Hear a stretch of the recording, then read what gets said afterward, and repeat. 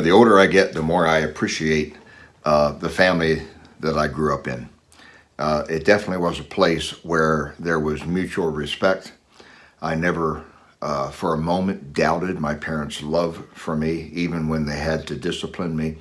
There was definitely support and encouragement all around. There was honor, there was truth. Honesty was elevated to a very high place.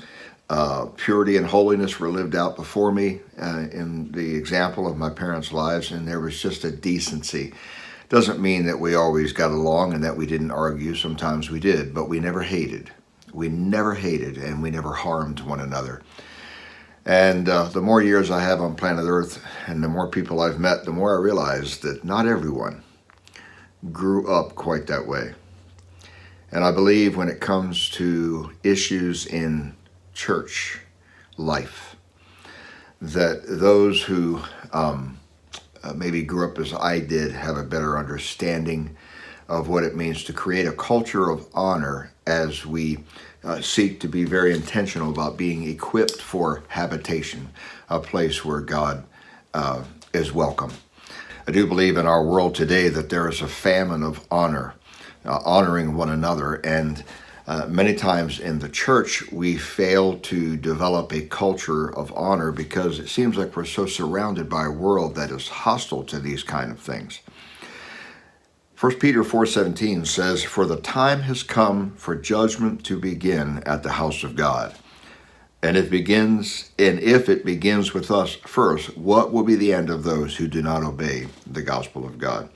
We must create and cherish and maintain a culture of honor in the house of God. And we set the example to a watching world.